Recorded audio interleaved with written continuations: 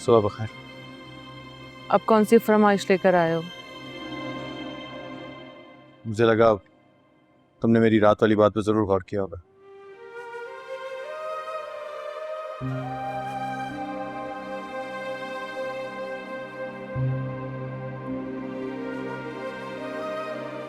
मैंने तुमसे कहा था ना, इस रिश्ते से इनकार करना मेरा मसला नहीं है, तो मैं क्यों गौर करती? मतलब मैं चाहूं या ना चाहूं, तुमने मेरी जिंदगी में दाखिल होके ही दम लेना है ना? कहीं मोहब्बत वोहब्बत तो नहीं होगी तुम्हें मुझसे?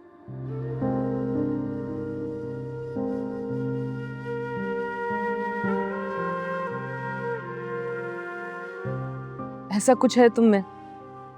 क्या हम अब्दुल गफ्फार तुमसे मोहब्बत कर बैठे?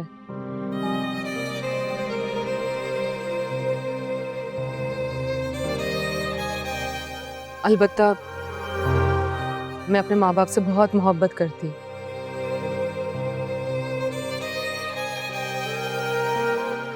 और उनकी खुशी के लिए मैं अपनी जान तक दे सकती हूँ। अब्दुल रहमान, तुम तो आजाद हो हर तरह से, इस मोहब्बत की जकड़ से, रिश्तों की पकड़ से। तुम इनकार भी कर दोगे तो मुझे रत्ती भर अफसोस नहीं होगा। तुम्हें पता है तुम इंतहाई जिद्दी और घमंडी किस्म की लड़की हो। तुम चाहती हो कि उन दोनों के सामने मेरी नजरें हमेशा झुकी रहें। सर तो वैसे ही झुका हुआ है, अब नजरें भी ना उठे। ठीक है, यूं है तो यूं ही सही। एक दफा मेरी जिंदगी में शामिल हो जाओ, फिर देखना जिंदगी कैसे जहन्नम बनती है। दे दी तड़ी, अब जाओ। वैसे भी शादी से पहले दुल्हन के कमरे में आना अच्छी बात नहीं होती, और किसी ने देख लिया तो ये सोचेंगे कि तुम मेरी मोहब्बत में दीवाने हो रहे हो। देख लूंगा तुम्हें। हाँ, मगर निकाह के बाद।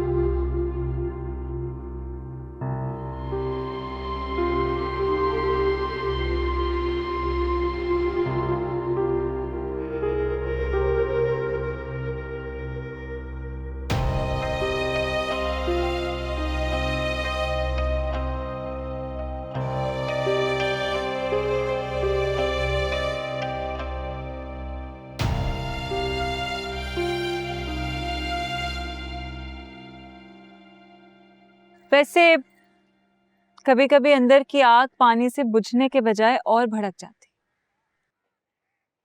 तुम फिर आ गई फौजिया परवीन। जी, फौजिया परवीन फिर आ गई। आयमा से रस्सी कूदने का मुकाबला तो मैं हार सकती हूँ, लेकिन अपनी बका की जंग तो जरूर लड़ूंगी ना। आपको एक राज बताने आई हूँ। I think you just wasting your time. पत्थर में जोंक नहीं लगती। मगर बड़े से बड़े पत्थर में सुराख तो किया जा सकता है। मैं कोशिश करती रहूंगी, बाकी किस्मत। वैसे आज मैं अपने नहीं बल्कि आयमा की जिंदगी के एक बहुत बड़े राज से पर्दा उठाने आई हूँ। आयमा के बारे में मैं कोई फजूल बकवास नहीं सुनूंगा, ठीक है? मगर सच तो सुनेंगे ना? वैसे आपने कभी सोचा है कि ये गिलानी हाउस वालों ने आपकी तरफ आना जाना क्यों छोड़ दिया? क्योंकि माँ ने आयमा से मोहब्बत करता। अरे रिश्ता भी दिया था, मगर वो तो उनकी तरफ से इनकार हो गया, वो भी आपकी वजह से। वैसे दुख तो मुझे इस बात का है कि अगर आप दोनों ने आपस में ही शादी करनी थी तो आयमा को क्या जरूरत थी मानी के दिल में अपनी मोहब्बत की आग जलाने की? बेचारा मानी, मुझे तो बहुत ही अफसोस होता है उसके लिए। पहले आयमा ने धोखे से उसके दिल में अपनी मोहब्बत जगाई, और अब धोखे से आपकी जिंदगी में आना चाह रही है। खैर, हमें तो प्यार करके भी कुछ ना मिला, और आयमा को देखो, उसको तो धोखा दे के भी सब कुछ मिल गया। पहले मानी और अब आप। ठीक है, फिर आप एंजॉय करिए, मैं चलती हूँ। ओके, जाओ।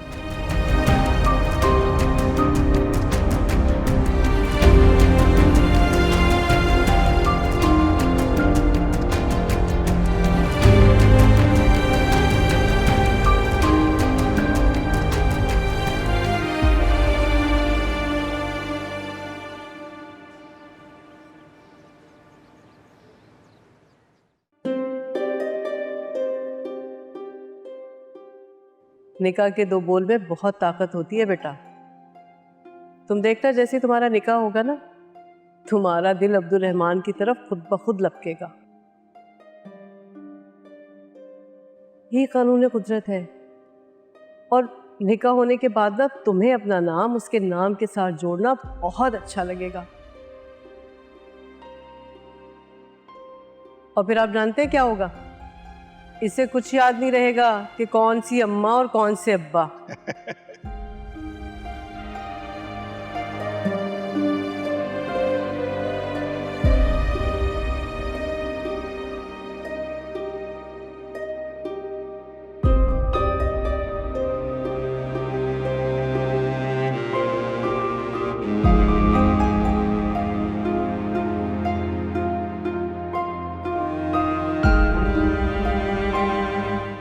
मुझे लगा तुमने मेरी रात वाली बात पर जरूर गौर किया होगा। ठीक है, यूं है तो यूं ही सही। एक दफा मेरी जिंदगी में शामिल हो जाओ, फिर देखना जिंदगी कैसे जहन्नम बनती है।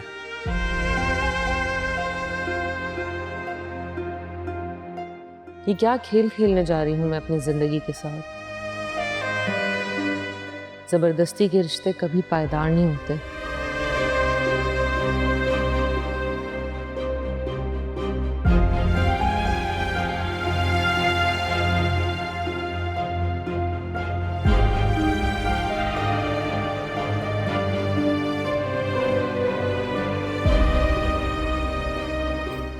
हाँ भाई, हाँ, क्या सोचा जा रहा है अकेले अकेले?